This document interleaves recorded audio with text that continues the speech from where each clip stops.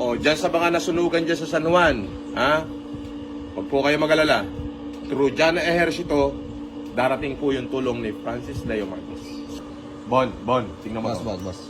May message sa akin. Nakita mo kung sino yung message? Sino yan, boss? Basal mo. Si Ejercito. Jana Ejercito. Jana Ejercito. Oo, si Councilor Jana Ejercito. Ito na, basahin natin message.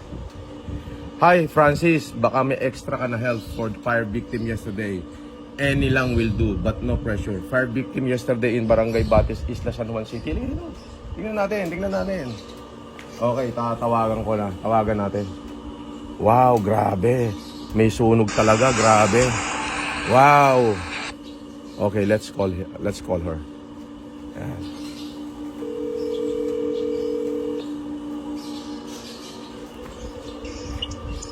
Hi, Kansi. Hi, kumusta?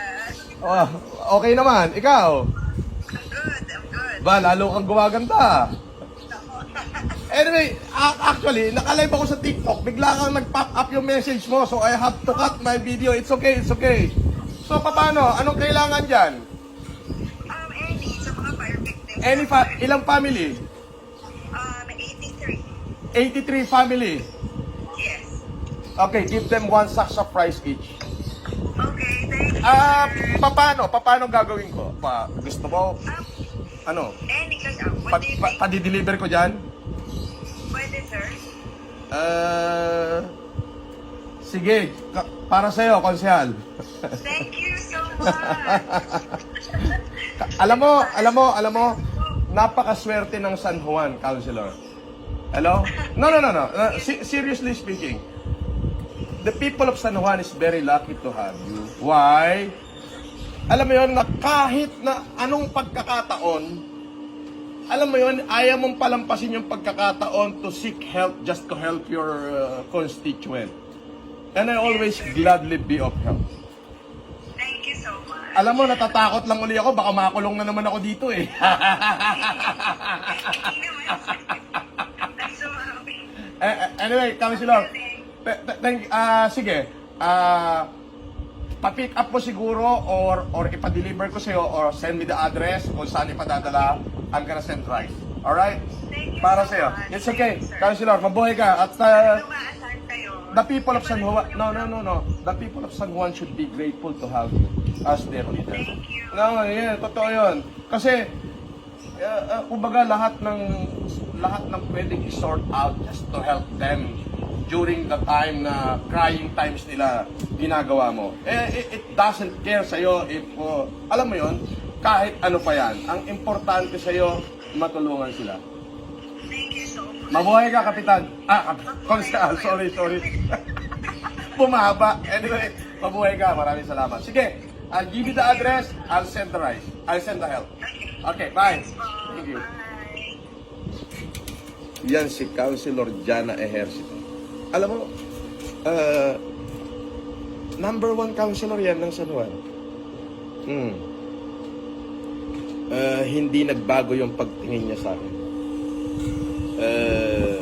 She considered me a hero and whatever na naging ano ko sa buhay, they still embrace me. These people na nakakakilala sa akin, kahit ano pa ang dilubyo na dumating sa buhay ko, alam mo yon, they're always gladly be of help.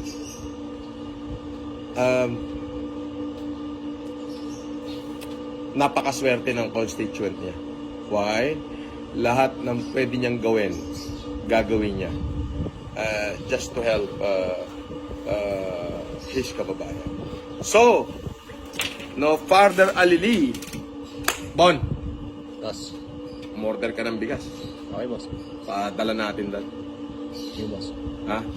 Padala natin kay Councilor Jan Ejercito. Ikaw magdadala. Okay, boss. Kayo ni Dong. Okay, boss. Now na! Alright. People of... dyan sa mga nasunugan dyan sa San Juan, ha? Huwag po kayo mag-alala. Through Jana Ejercito, darating po yung tulong ni Francis Leo Marcos. Magandang araw po. Mabuhay po kayo. Laban lang tayo. Kaya natin yan. Ika nga, helping all our poverty-stricken countrymen is not an easy task.